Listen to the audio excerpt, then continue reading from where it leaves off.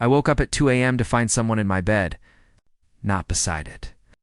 In it, shirtless, breathing softly, his arm draped across my chest like we'd done this 100 times before.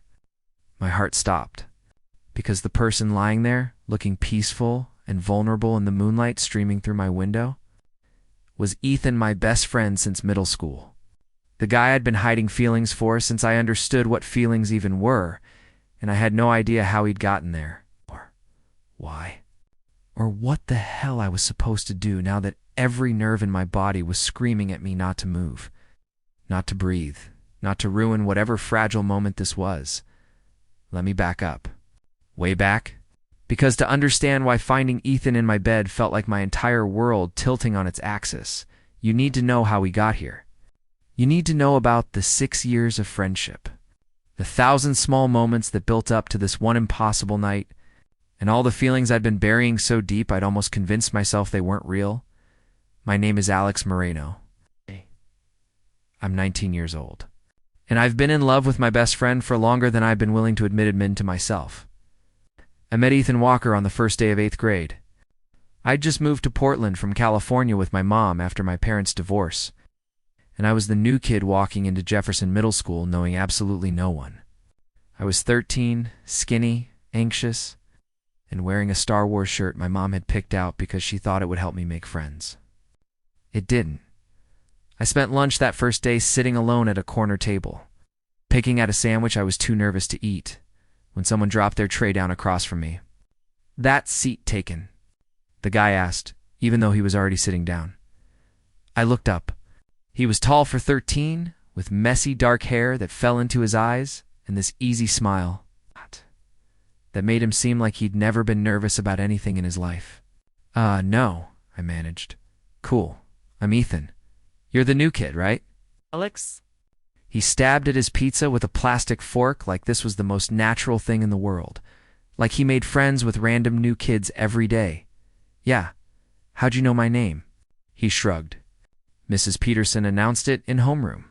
Plus, a small school. Word travels." He took a bite of pizza, then nodded at my shirt. Original trilogy or prequels. And just like that, we were friends. He didn't ask why I was sitting alone. Didn't make me feel like I was some charity case. He just included me. That was Ethan. He had this way of making people feel like they mattered, like they belonged, without even trying. Over the next few months, Ethan became my closest friend. My only real friend, honestly. He introduced me to his other friends, a rotating group of guys who played basketball and video games and talked about girls constantly. I tagged along, learning to fit in, learning to laugh at the right jokes, and nod at the right times. Even when I didn't quite get what they were all so excited about, because while they were all discovering girls, I was discovering something else entirely. I was discovering that when Ethan smiled at me, my stomach did this weird flip. When we sat too close during video game marathons, I couldn't focus on the screen. When he changed shirts in front of me before basketball practice, I had to actively force myself to look away. At 13, I didn't have words for it. I just knew something was different about me. Something I couldn't talk about, couldn't explain, couldn't even fully understand. By freshman year of high school, I'd figured it out. I was gay. The realization hit me one night while scrolling through social media. Seeing one of Ethan's friends post about his girlfriend and feeling absolutely nothing except mild disinterest. And then Ethan posted a photo just him, grinning at the camera after a basketball game, sweaty and tired and happy in my heart did that thing it always did. That painful, longing, impossible thing. I spent that entire night lying awake, staring at my ceiling, running through every interaction we'd ever had, and seeing it all through this new lens. The way my pulse raced when he texted me. The way I memorized his schedule so I could accidentally run into him between classes. The way I'd watch him during lunch, tracking his expressions, his laugh. The way he ran his hands through his hair when he was thinking. I was in love with my best friend, and he was straight. I didn't tell anyone for 2 years. Not my mom, not any friends, not even the school counselor, who I'm pretty sure suspected. I just buried it, pushed it down, and focused on being the best friend Ethan could ask for. because losing him wasn't an option. Having him as a friend was better than not having him at all. Junior year, though, things changed. My mom sat me down one evening after dinner, her expression gentle but serious. "Alex, honey, I need to ask you something, and I need you to be honest with me." My stomach dropped. "Okay, are you gay?" The question hung in the air between us. I could have lied. Could have deflected, made a joke, changed the subject, but I was so tired of hiding, so tired of carrying this weight alone. "Yeah," I said quietly. "I am." She pulled me into a hug immediately, and I felt something inside me break open, relief and fear all mixed together. "Thank you for telling me," she whispered. "I love you. Nothing changes that. You know that, right?" I nodded against her shoulder, not trusting my voice. She pulled back, holding my face in her hands. "Have you told anyone else?" "No, I'm not ready." "That's okay. You take all the time you need. But Alex, you deserve to be happy. You deserve to live authentically. Don't forget that. Coming out to Ethan was harder. Not because I thought he'd react badly. Ethan wasn't like that. He was the kind of person who defended the weird kids, who shut down homophobic jokes, who genuinely seemed to believe everyone deserved respect. But telling him felt different, because telling him meant acknowledging, even if only to myself, that this thing I felt for him was real and impossible and never going away. I finally did it during spring break of junior year. We were at his house, playing video games in his basement like we'd done 1,000 times before. His parents were out. It was just us. And I couldn't keep it in anymore. "Hey, Ethan," I said during a loading screen. My voice was shakier than I wanted. "Can I tell you something?" He glanced over at me, his expression shifting to concern. "Yeah, of course. What's up?" I took a breath. "I'm gay." The words hung there. Ethan blinked, processing, then set down his controller. "Okay," he said slowly. "Thanks for telling me. You're not weirded out?" "Why would I be weirded out?" He looked genuinely confused. "Alex, you're my best friend. This doesn't change anything. You're still you." Relief flooded through me, so intense I felt dizzy. I didn't know how you'd react." He punched my shoulder lightly, grinning. "Dude, I'm not an asshole. Who you like doesn't matter to me. As long as you're happy, I'm happy." Then his expression turned more serious. "Are you?" "Happy, I mean." I forced a smile. "Getting there." He nodded, seeming satisfied, and we went back to the game. And that was it. He treated me exactly the same as always, teasing me about my terrible aim, stealing my snacks, texting me random memes at 2 in the morning. Nothing changed, except everything had changed. Because now I couldn't even pretend that maybe, someday, something might happen between us. He'd made it clear I was his best friend. Nothing more. Senior year was torture in the most mundane way possible. Ethan started dating this girl named Jessa, blonde, cheerful, everything you'd expect. She was nice to me, always including me when they hung out, never making me feel like a third wheel, even though I absolutely was. And Ethan was happy. I'm really happy. I could see it in the way he lit up when she texted him, the way he talked about her with this soft fondness that made my chest ache. I was happy for him. I was. But I was also quietly, steadily breaking apart inside. I started going to therapy. My mom's insurance covered it, and I needed somewhere to talk about all of this without fear of judgment. My therapist, Dr. Reyes, was this calm, patient woman in her 50s who let me ramble for entire sessions without interrupting. "It sounds like you're grieving," she said during one session. After I'd spent 45 minutes explaining how I felt watching Ethan with Jessica. "Grieving the possibility of something that was never really there? That sounds dramatic," I said, trying to laugh it off. "It's not. Unrequited love is a real loss, Alex. You're allowed to feel sad about it." I left that session feeling simultaneously validated and more hopeless than ever. Because if this was grief, how was I supposed to move on when I saw Ethan every single day? We graduated in June. Ethan got into Portland State University on a partial basketball scholarship. I enrolled in Portland Community College, planning to transfer after getting my general credits out of the way. We celebrated together, along with a group of friends, at this restaurant downtown. Everyone was talking about their plans, their futures, their excitement. Ethan and Jessica had broken up 2 weeks before graduation. Mutual, he'd said. They wanted different things. He seemed okay about it, but I noticed the way he'd go quiet sometimes, staring at nothing, lost in thought. You all right? I asked him at one point during dinner, when the others were distracted by some story someone was telling. He looked at me. And for just a second, something vulnerable flashed across his face. Yeah, he said. Just weird, you know? Everything's changing. Change isn't always bad. I know. Just scary. He smiled then, bumping his shoulder against mine. At least I've got you, though. That's not changing. My heart twisted. Yeah, I said softly. You've got me. That summer was the last time things felt simple between us. We both worked me at Powell's bookstore downtown, Ethan at a gym doing front desk work and occasional personal training. We'd meet up after our shifts, grab food, drive around aimlessly, talking about everything and nothing. I'd mostly accepted that my feelings weren't going anywhere. I'd learned to live with them, to tuck them away into a corner of my heart where they couldn't hurt me too badly. I dated a little bit, went on a few dates with guys I met through dating apps, nothing serious. Ethan was supportive, asking about them, giving me advice, genuinely seeming invested in my happiness. It was nice. Painful, but nice. One night in late July, we ended up at this overlooked spot outside the city, sitting on the hood of his beat-up Honda Civic and staring at the lights of Portland spread out below us. It was warm, the air heavy with the smell of summer and possibility. Can I ask you something? Ethan said after a long stretch of comfortable silence. Always. He hesitated, picking at the label on his water bottle.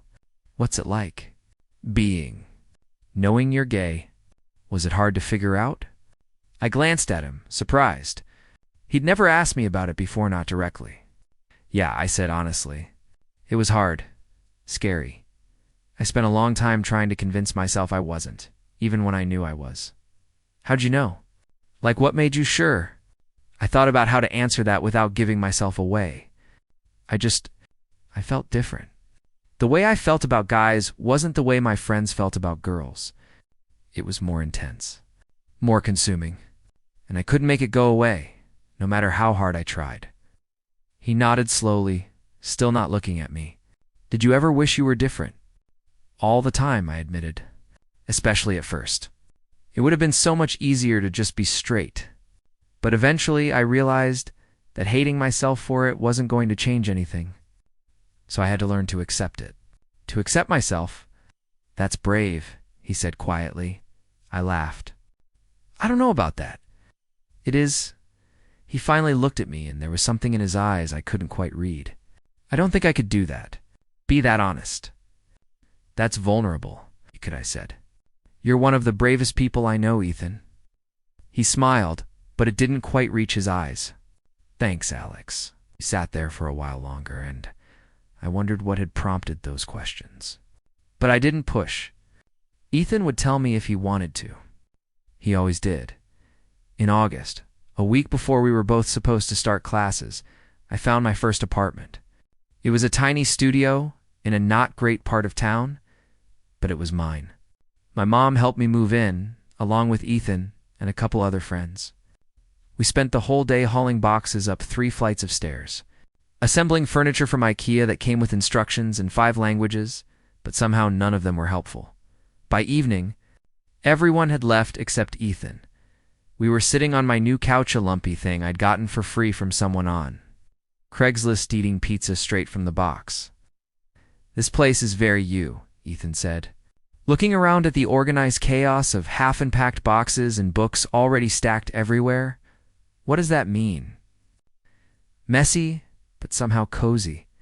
Like you tried to be organized, but gave up halfway through. I threw a piece of crust at him. He caught it, grinning. I'm serious. It's nice. I like it. You're welcome here any time, I said. I mean it. You've got the spare key for emergencies. Twirled the key I'd given him earlier between his fingers. Emergency pizza runs. Exactly. Pocketed the key, his expression going soft. Thanks, Alex. For everything. You're really important to me. You know that, right? My throat tightened. Yeah, you too. Classes started. I fell into a routine, morning shifts at the bookstore, afternoon classes, evenings studying or occasionally going out with new friends I'd made. Ethan and I still saw each other regularly, but less than before. He was busy with basketball and his own classes. I was busy trying to figure out who I was outside of being Ethan Walker's best friend. It was good for me, I think. That distance. It gave me space to breathe, to exist without the constant reminder of what I couldn't have. I went on more dates. Met a guy named Marcus through a friend. He was smart, funny, studying psychology. We went out 3 times. The 3rd time, he kissed me outside a coffee shop, and it was nice. Really nice. I didn't feel fireworks or life-changing intensity, but I felt something. Like maybe I could actually move on. Like maybe I could be happy with someone who wasn't Ethan. I told Ethan about Marcus over text. He responded immediately. That's awesome, man. Happy for you. Let me know how it goes. I stared at that message for longer than I should have, trying to decode some hidden meaning that wasn't there. He was happy for me. That's all it was. Marcus and I dated for 2 months. He was patient with me, never pushing for more than I was ready to give. We kissed, held hands, went on actual dates instead of just hanging out. It felt like progress. Like I was finally doing what I was supposed to, do moving forward. Living my life, letting go of impossible dreams. Then Halloween happened, and everything fell apart. Ethan invited me to a Halloween party at his friend Tyler's place. I almost said no. Marcus had mentioned maybe doing something together, but Marcus ended up having to work. And Ethan sounded genuinely excited about me coming. So I agreed. Should dress up, Ethan said, when I arrived at his dorm to head over together. He was wearing jeans and a flannel shirt, a fake axe strapped to his back. I'm a lumberjack. Very creative, I know. I'm dressed as a guy who doesn't care about Halloween, I said, gesturing to my normal clothes. He laughed. Boring. Come on. The party was loud, crowded, exactly what you'd expect from a college Halloween party. People in various states of intoxication and elaborate costumes packed Tyler's off-campus house. Music pounded from speakers somewhere. The air smelled like cheap beer and artificial fog. Ethan immediately got pulled into a game of beer pong.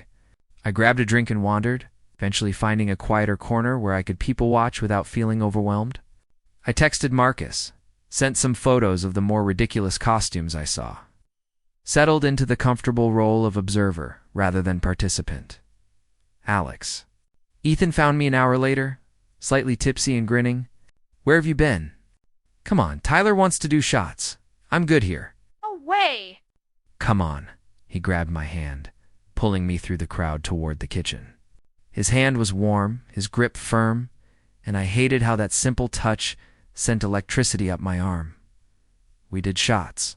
I did them to be social, to fit in, to stop thinking so much.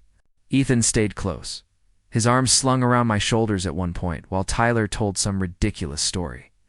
He was affectionate, when he drank always had been. I'd learned not to read into it. But then someone I don't even remember who suggested, truth or dare, and drunk college kids being drunk college kids. Everyone agreed it was an excellent idea. We ended up in a circle in Tyler's living room. About 15 people, the music still pounding, but slightly more muted. The dares were predictably stupid. Prank calls on someone's ex, chug a beer while doing a handstand, kiss the person to your left. Then it was Ethan's turn. He picked the truth, which was somehow more dangerous. All right, Tyler said, leaning back with this knowing smirk. Real shit, Walker. Have you ever questioned your sexuality? The room went quiet. Or maybe it just felt that way to me, like all the air had been sucked out at once. Ethan's expression flickered surprise, discomfort, something else I couldn't name. It's not someone started to protest. But Ethan held up a hand. It's fine. He took a breath, his jaw tight. Yeah, I have. Recently, actually. The room erupted in reactions, some supportive, some shocked, some making jokes to diffuse the tension. But I couldn't hear any of it. I was staring at Ethan, my heart pounding so hard I thought everyone must be able to hear it. He wasn't looking at anyone, his gaze fixed on the floor, his hands clenched into fists. Someone moved the game along, the moment passed, but I couldn't move past it. Ethan had questioned his sexuality. Recently? What did that mean? Who had made him question it? Was there someone I needed air? I slipped outside, finding my way to Tyler's back porch. It was cold, the October air biting, but I needed the clarity. I sat on the steps, my head in my hands, trying to process what I'd just heard. The door opened behind me. I didn't have to look to know it was Ethan. "Hey," he said quietly, sitting down beside me, close enough that our shoulders touched. "You okay?" "Fine. I just needed air." Alex's voice was gentle. "Look at me." Did, reluctantly. His eyes were serious, searching my face. Did what I said in there bother you?" "No, why would it?" "Because you ran out right after." Looked away. "I just needed air." "It's not about you." It was quiet for a long moment. Then, I didn't know I was going to say that. It just came out. "You don't have to explain anything to me. I want to." He shifted, turning to face me more fully. "I've been confused lately. About a lot of things. And I keep thinking about, I don't know, about how you knew? About what it felt like for you." My pulse was racing. "Ethan, I'm not saying I'm gay," he said quickly.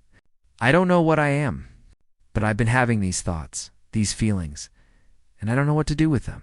And the only person I want to talk to about it is you. I don't want to make you uncomfortable, or you're not making me uncomfortable." I cut him off. "Ethan, you can talk to me about anything. You know that." He nodded, but he looked so lost, so vulnerable. What if I'm not who I thought I was? What if everything I thought I knew about myself is wrong? I wanted to touch him, to pull him into a hug, to tell him everything would be okay, but I kept my hands to myself. "Then you figure it out, one day at a time. There's no rush. No pressure to have all the answers right now.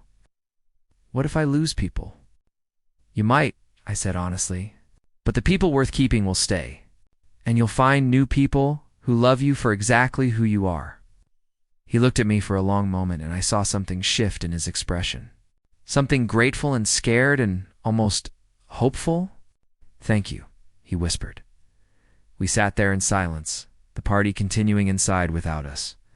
And I wondered if this was the beginning of something, or just another moment I'd have to file away under things that meant nothing. He left the party not long after. Ethan was quiet during the drive back to campus, his hands tight on the steering wheel. He dropped me off at my apartment, and I almost invited him up, almost asking if he wanted to talk more. But I didn't, because I was terrified of what might happen if we were alone together right now. With everything he'd just admitted hanging between us. "Text me when you get home safe," I said instead. Climbing out of the car, "Alex." He leaned across the passenger seat, looking up at me. "Can we talk soon? Like, really talk?" My heart felt like it was trying to escape my chest. "Yeah, of course, whenever you want." He nodded, gave me a small smile, and drove off. I watched his taillights disappear, then went inside and proceeded to not sleep at all that night. He didn't text me. Not that night. Not the next day. Not for 3 days after that. I told myself he needed space, needed time to process. But by the 4th day, I was starting to spiral. Had I said something wrong? Had he regretted opening up? Was he avoiding me now? I finally broke down and texted him, "Hey, just checking in. Are you good?" He responded an hour later, "Yeah, sorry, been busy with midterms. Talk soon?" Sure, no pressure, but it felt like pressure. It felt like everything between us had shifted, and I didn't know how to shift it back. Marcus broke up with me a week later. We were at a coffee shop, and he was so gentle about it, so kind. "You're a great guy, Alex," he said. "But I don't think your heart's really in this. I think it's somewhere else." I wanted to argue, to tell him he was wrong, but I couldn't, because he was right. My heart had never left Ethan, and it was unfair to Marcus to keep pretending otherwise. "I'm sorry," I said, and I meant it. "Don't be." You deserve to be with someone who makes you feel the way you clearly feel about whoever it is you're hung up on." He smiled sadly. "I hope you figure it out." November came. Ethan and I fell into a weird pattern of seeing each other but not really seeing each other. We'd grab lunch between classes, text occasionally, but there was this distance now. This carefully maintained buffer that neither of us acknowledged but both of us felt. I threw myself into school, to work, into anything that would keep me from thinking too much. I made new friends in my classes, went to parties, tried to build a life that didn't revolve around Ethan Walker. But every time my phone buzzed, my first thought was still, is it him? Then came Thanksgiving week. I was supposed to spend it with my mom. She ended up having to work extra shifts at the hospital where she was a nurse. "I'm so sorry, honey," she said over the phone. "But you could go to Aunt Linda's in Seattle. She'd love to have you." "It's fine, Mom. I'll just hang out here. It's not a big deal." "Alex, really? I'll probably just work extra shifts anyway." When I showed up for my shift at Powell's the day before Thanksgiving, my manager told me they were overstaffed and I could take the rest of the week off if I wanted, which left me alone in my apartment with nothing to do and too much time to think. I was microwaving leftover Thai food on Thanksgiving evening, scrolling mindlessly through social media and feeling pathetically sorry for myself. When someone knocked on my door, I almost didn't answer. I wasn't expecting anyone, and I was in sweats and an old t-shirt, looking about as attractive as a sad potato. But the knocking persisted. "Alex, I know you're in there. Your car's here?" Ethan. I opened the door. He was standing there in jeans and a hoodie, holding 2 grocery bags and looking uncertain. Hey, what are you doing here?" "Making you Thanksgiving dinner. Can I come in?" I stepped aside, too surprised to argue. He walked past me into the kitchen, setting the bags on the counter and immediately starting to unpack. "I've got a rotisserie chicken, mashed potatoes from the deli, rolls. Stuffing it's not homemade, but it'll do. And pie, because you can't have Thanksgiving without pie." "Ethan, what?" "My mom told me you were spending Thanksgiving alone," he said, not looking at me. And I couldn't. I didn't want you to be alone, so here I am. I leaned against the counter, watching him move around my tiny kitchen like he belonged there. "What about your family dinner?" "I told them I'd come tomorrow. Today is for you." He finally looked at me, and the expression on his face made my chest ache. "I've been a shitty friend lately. I know that, and I'm sorry. But I'm here now, if you'll let me be." How was I supposed to stay mad at him when he looked at me like that? "You're not a shitty friend," I said quietly. "And yes, you can stay." We heated up the food and ate dinner sitting on my couch, plates balanced on our laps, some random movie playing on my laptop that neither of us was really watching. It felt almost normal. Almost like before. "This is good," I said around a mouthful of mashed potatoes. "Weirdly good for grocery store food, right?" I was impressed. Ethan took a bite of chicken, then set his plate aside. "Alex, can we talk? For real this time?" My stomach dropped. "Yeah, of course." He turned to face me fully, and I could see how nervous he was the way his hands fidgeted, the tightness in his jaw. "I've been doing a lot of thinking since Halloween. About what I said. About everything. And I've been avoiding you because I didn't know how to have this conversation. But I need to. Because it's eating me alive." I set my own plate aside, my appetite gone. "Okay." He took a breath. "I think I might be bisexual. Or pansexual. Or something. I don't know the right words yet. But I know that I'm attracted to more than just women. And I've known that, on some level, for a while. I just didn't want to admit it." I nodded slowly, my heart pounding. "Okay, thank you for telling me. It's not. There's more." He ran a hand through his hair, a nervous habit I knew so well. "The reason I've been questioning everything, the reason I can't stop thinking about this, is because of someone specific. Someone I've been trying not to have feelings for because it would complicate everything and potentially ruin the most important friendship I have." The room felt like it was spinning. I couldn't breathe. Couldn't move. "Ethan, it's you, Alex." His voice cracked. "It's always been you. I just didn't let myself see it until recently." The silence that followed felt eternal. I stared at him, trying to process words I'd been dreaming of hearing for 6 years but never actually believed I would. "What?" "I'm in love with you," he said, And now that he'd started, the words seemed to pour out of him. And I think I have been for a long time, but I convinced myself it was just friendship, just me caring about you as a friend. But it's not. It's so much more than that. And I've been terrified to tell you, because what if I'm wrong? What if I'm just confused? What if I ruin everything between us? You're not wrong, I heard myself say, and you're not confused. He looked at me, his eyes wide with hope and fear. How do you know? Because I've felt the same way about you since we were 15. Confession came out rough. Years of buried feelings suddenly breaking free. I've been in love with you for so long, Ethan, and I never said anything because I thought you were straight, because I didn't want to lose you. Because I'd rather have you as a friend than not have you at all. He stared at me like he couldn't quite believe what I was saying. You love me? Yes, you idiot. Why do you think I got so weird every time you dated someone? Why do you think I've been keeping my distance lately? Because being around you and not being able to tell you how I feel has been killing me. He moved then, closing the distance between us on the couch, his hands coming up to cup my face. Can I kiss you? He whispered, his breath warm against my lips. I nodded, not trusting my voice. And then his mouth was on mine, and everything else ceased to exist. The kiss was soft at first, tentative, like he was still asking permission. But when I kissed him back, when I let myself finally give in to what I'd been wanting for years, it deepened. His hands slid into my hair. My hands found his waist, pulling him closer. It felt like coming home and jumping off a cliff all at once.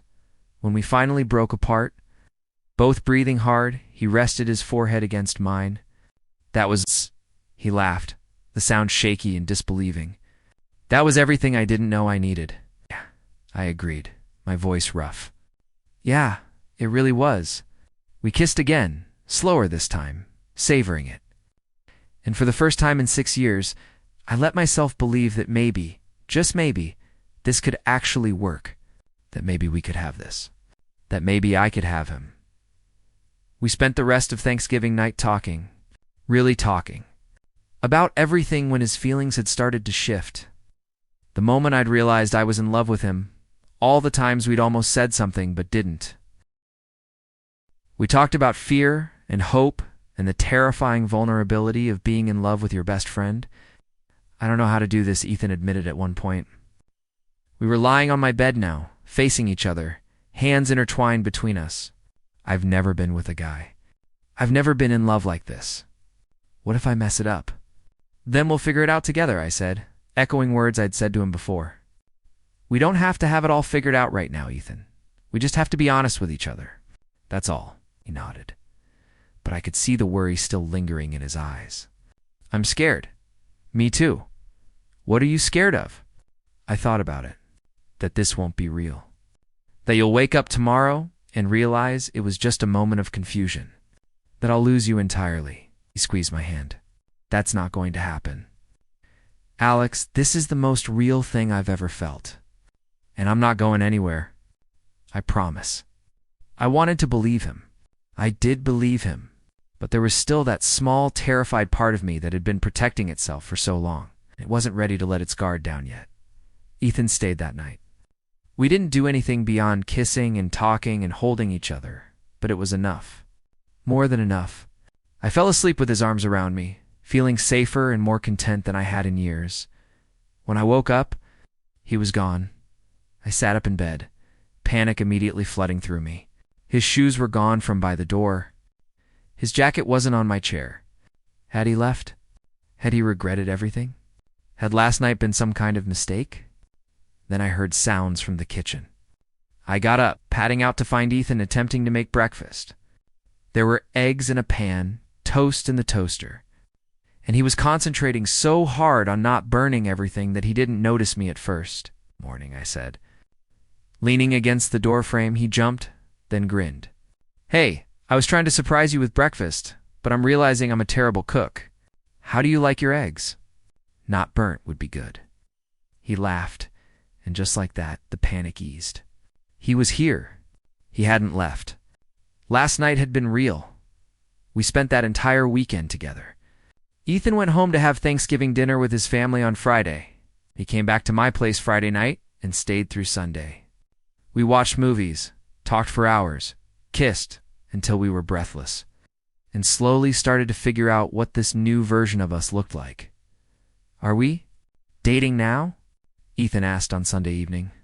We were curled up on the couch, my head on his chest, listening to his heartbeat. "I don't know." "Do you want to be?" "Yeah, I think I do." He paused. "But I'm not ready to tell people yet. Is that okay?" My stomach tightened, but I understood. "Yeah, that's okay. Take whatever time you need. You're not mad?" "No. I mean, obviously I'd love to tell the whole world that you're mine, but I get it. This is new for you. There's no rush." He pressed a kiss to the top of my head. "Thank you for being patient with me." The next few weeks were blissful and complicated in equal measure. When we were alone, things were perfect. We fell into this easy rhythm of affection and intimacy, kissing, touching, learning each other in ways I'd only dreamed about. Ethan was attentive, always checking in to make sure I was okay, that he wasn't moving too fast or doing something wrong. "Am I doing this right?" he asked one night when we were making out on my couch, his hands sliding under my shirt. I pulled back slightly, smiling. "There's no right way to do this. As long as we're both enjoying it, that's all that matters." "I am enjoying it." He kissed me again, deeper this time. "I really, really am." But when we were around other people, we had to pretend. Had to maintain that careful distance, that just friends act that felt increasingly suffocating. His teammates would make comments about girls, asking if Ethan was seeing anyone, and he'd laugh it off. His friends would invite him to parties, and I'd either not go or show up and spend the whole time watching him from across the room. Unable to touch him, unable to be close to him, it was hard. Harder than I'd expected. Because now that I knew what it was like to kiss him, to hold him, to hear him say he loved me, having to hide felt like slowly suffocating. "How long are we doing this?" I asked him one night in mid-December. We were in my apartment, and I just watched him deflect another question from one of his friends about his dating life. The hiding, I mean. Ethan's expression tightened. "I don't know, Alex. I'm not ready yet. Not trying to pressure you. I'm struggling with it." "You think I'm not?" His voice rose slightly. "You think this is easy for me? Pretending you're just my friend when all I want to do is tell everyone that you're mine? Then why don't you?" "Because I'm scared." He stood up, pacing. "I'm terrified, Alex. What if my parents don't accept it? What if my teammates turn on me? What if the people who really love you accept you and everyone else isn't worth your time?" He stopped pacing, turning to look at me. "It's not that simple." "I know it's not.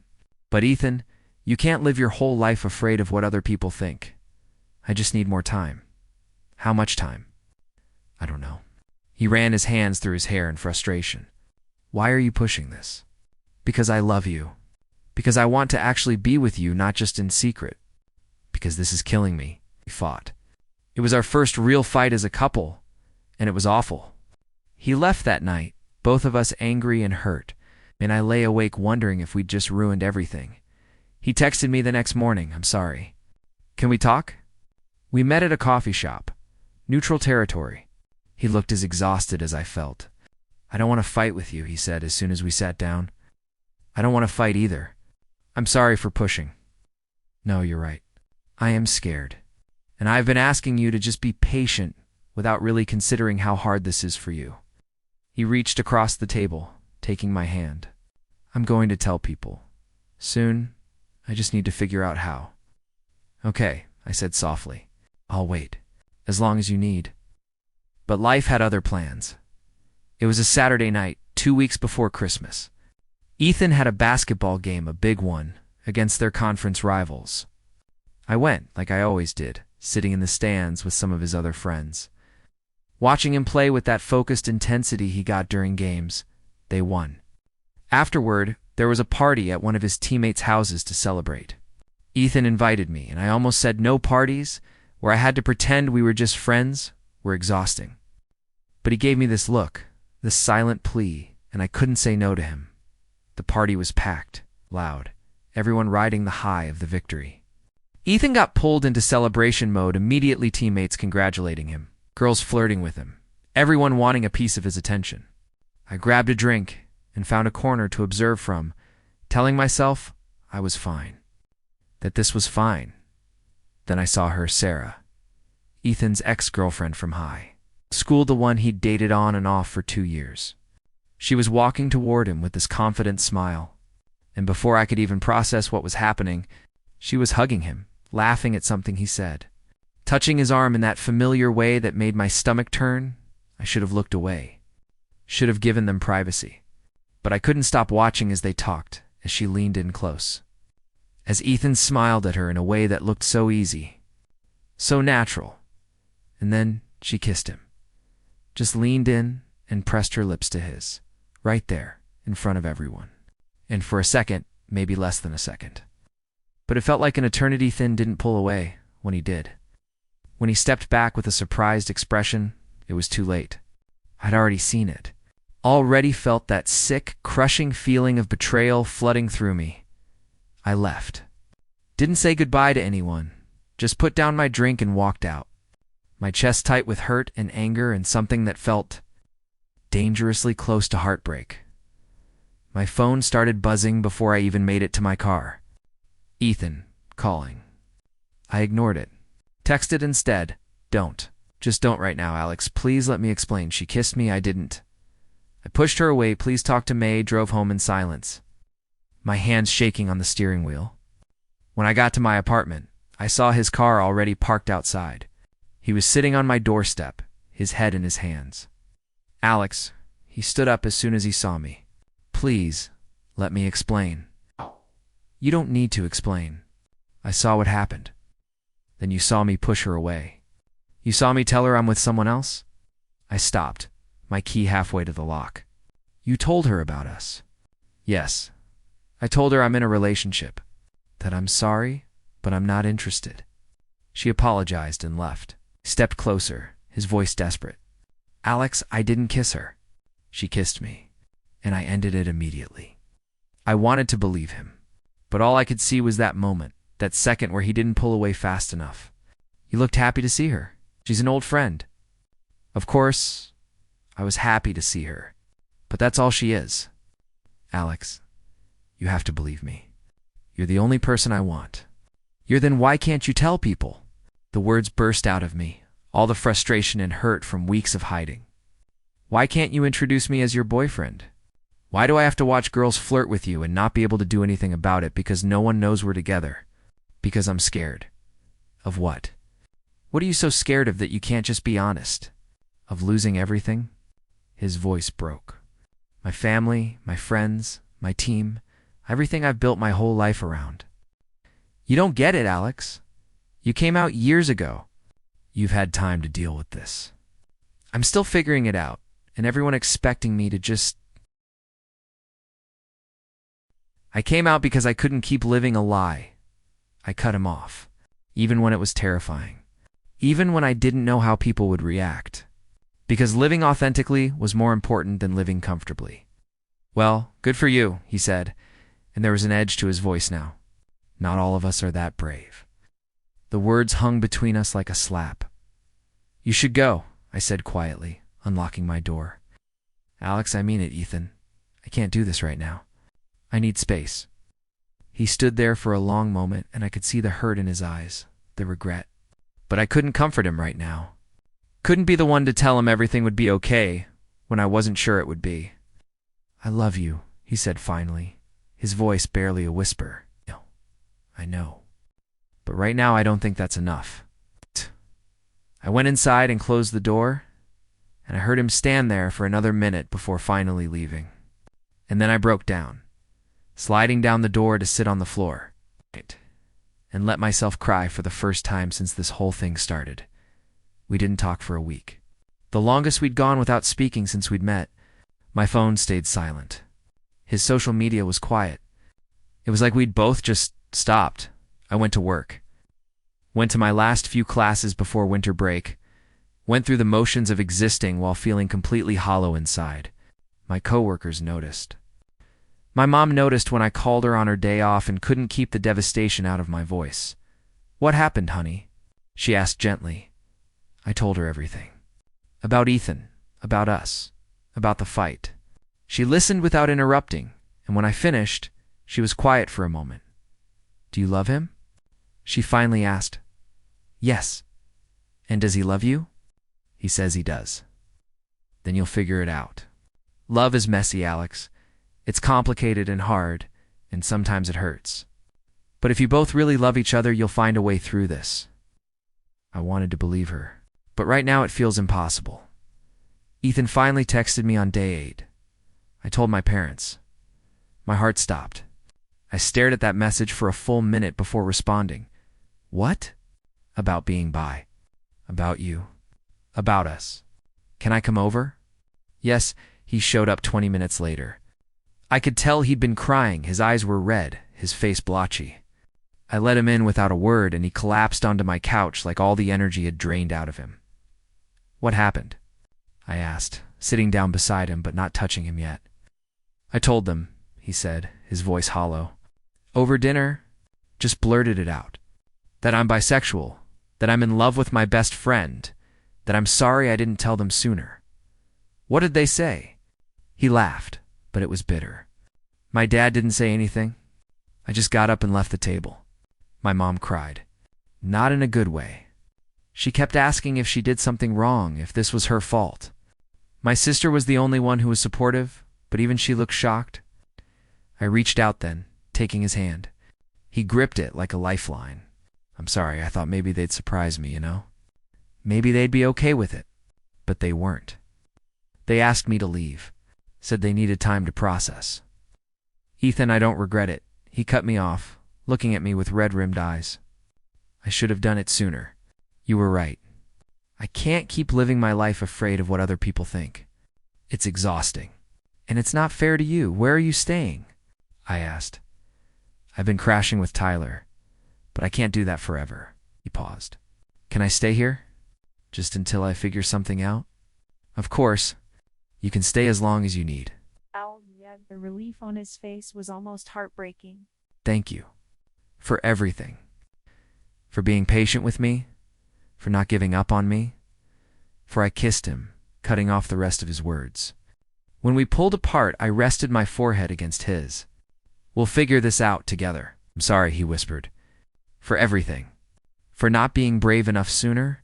For putting you through all of that. I'm sorry, too. For pushing you before you were ready. For not being more understanding. We're kind of a mess, aren't we? I smiled despite everything. Yeah, but we're a mess together. Ethan moved in with me that night. It wasn't planned. Wasn't some big romantic gesture. He literally just never left. And as cramped as my studio was, as much as we had to navigate around each other in the tiny space, it felt right having him there. Christmas came. My mom invited us both to dinner, and Ethan was nervous, but agreed. She welcomed him with open arms, treating him like he'd always been part of the family. It wasn't the same as having his own family accept him, but it was something. Your mom is amazing, Ethan said later that night as we lay in my bed now. Thank you for sharing her with me. She's always loved you. This just makes it official. He was quiet for a moment. I miss my family. Even though they hurt me, I still miss them. That's normal. You're allowed to miss them and still be hurt by what they did. Have you heard of PFLAG? He asked suddenly. The support group for LGBTQ plus people and their families. Yeah, Dr. Reyes, my therapist, suggested it.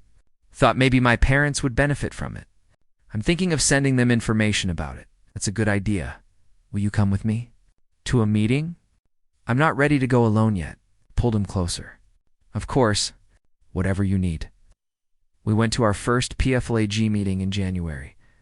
It was held in a church basement, which felt ironically appropriate. There were about 20 people, their LGBTQ plus individuals and their family members, all at different stages of their journeys. Hearing other people's stories helped. Knowing we weren't alone in this, that other people had gone through similar struggles and come out the other side.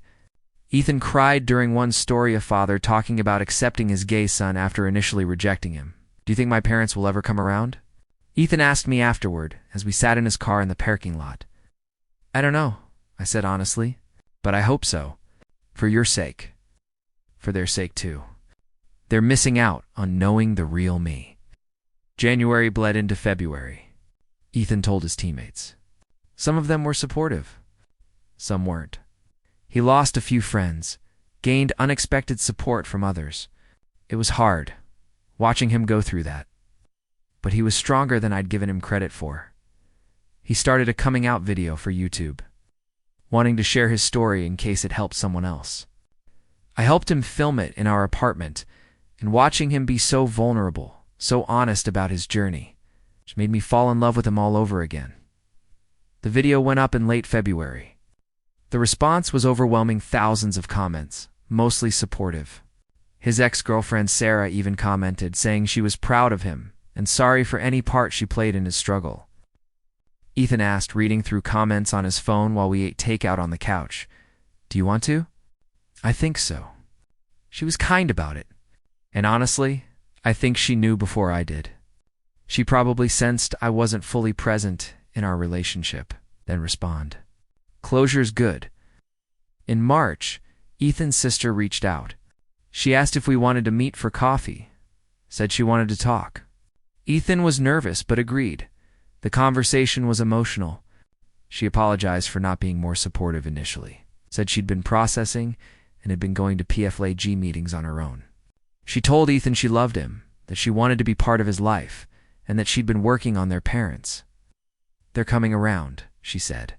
"Slowly, Mom especially. Dad's more stubborn, but I think he'll get there. They love you, Ethan. They're just scared and confused." I know," Ethan said, his voice thick with emotion. "But I can't wait forever for them to figure it out." I'm not asking you to. "I just wanted you to know they're trying." By April, Ethan and I had found a rhythm. We'd worked through most of our major issues, the hiding, the fear, the struggle with acceptance. We still had hard days, days where the weight of everything felt too heavy, but we had more good days than bad.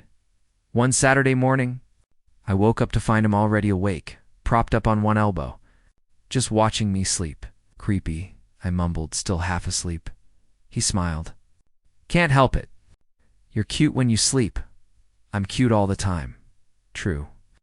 He leaned down, kissing me softly. "I love you. Love you too." I pulled him back down, wrapping my arms around him. "What's the plan for today?" "No plans. Just this. Just us." And that sounded perfect.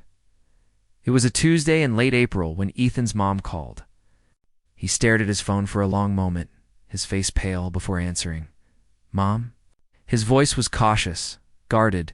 I couldn't hear her side of the conversation. But I watched Ethan's expressions shift: surprise, hope, wariness.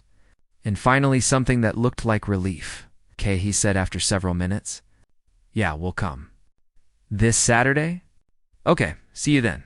He hung up, staring at his phone like he couldn't quite believe what had just happened. "What did she say?" I asked gently. "She invited us to dinner. Both of us," she said. "She said she and Dad have been doing a lot of thinking and going to PFLAG meetings, and they want to talk. To really talk." "How do you feel about that?" "Terrified," he admitted. "But also hopeful?" "Is that stupid?" "No, it's not stupid at all." That Saturday, we drove to Ethan's childhood home. I'd been there countless times over the years, but never like this. Never as his boyfriend, never walking into a situation where his parents knew about us. His mom answered the door. She looked older than I remembered, tired. But when she saw Ethan, her face crumpled slightly. "Hi, sweetheart." "Hi, Mom." She pulled him into a hug, and I saw his shoulders shake. When they pulled apart, she turned to me. "Alex, thank you for coming. Please, both of you, come in." Dinner was awkward at first. Ethan's dad was quiet. His sister tried to keep conversation flowing, and Ethan and I were both on edge, waiting for the other shoe to drop. Finally, after we'd finished eating, Ethan's mom cleared her throat. "We owe you both an apology," she said, looking between Ethan and me. "When you first told us, we reacted badly. We let our fear and confusion hurt you, and that wasn't fair. We've been going to PFLAG," his dad added, speaking for the first time. "Talking to other parents, learning, trying to understand. And what we realized is that we were more worried about what other people would think than we were about your happiness. Ethan's hand found mine under the table, gripping tight. We don't have all the answers, his mom continued. And we're probably going to mess up sometimes. But we love you, Ethan, and we want to be part of your life. Both of your lives? Ethan was crying now, not even trying to hide it. I love you too. Both of you. And I'm sorry if this is hard for you, but I can't change who I am. We're not asking you to, his dad said firmly. We're asking you to give us a chance to do better, to be the parents you deserve. We stayed for hours after that, talking through everything, answering their questions, sharing our story, slowly starting to rebuild bridges that had been burned. It wasn't perfect. There were still moments of discomfort, still things they didn't fully understand. But it was a start. As we were leaving, Ethan's mom pulled me aside. Take care of him, she said quietly. He loves you so much. I can see it. I will, I promised. I love him too, she smiled, patting my arm. I know you do. In the car, Ethan was quiet, processing everything. I drove, giving him space, waiting for him to speak when he was ready. Thank you, he finally said, as we pulled up to our apartment. For what? For not giving up on me. For being patient while I figured my shit out. For loving me even when I was too scared to love myself. I reached over, taking his hand. There's nowhere else I'd rather be than here, with you. He smiled, and it reached his eyes this time, genuine, happy, free. Let's go home. We are home. It's been a little over a year since that night Ethan showed up in my bed, changing everything. A year of growth, of challenges, of learning how to love someone while also learning to love ourselves. We moved into a bigger apartment, an August 1-bedroom, instead of a studio. It's actual space to breathe. Ethan transferred to Portland State, focusing on sports management. I started taking photography classes. Discovering a passion I didn't know I had, his relationship with his parents has continued to improve. They came to one of his basketball games last month, and afterward, his dad shook my hand and thanked me for making Ethan happy. His mom sends me recipes she thinks I'll like. His sister has become one of my closest friends. We still have hard days. Days where the weight of being queer in a world that isn't always accepting feels too heavy. Days where we fight about stupid things because we're stressed or tired or just human. But we always come back to each other. Always choose each other. Tonight, we're lying in bed after a long day. Ethan has an early practice tomorrow. I have a shift at the bookstore, but neither of us is quite ready to sleep yet.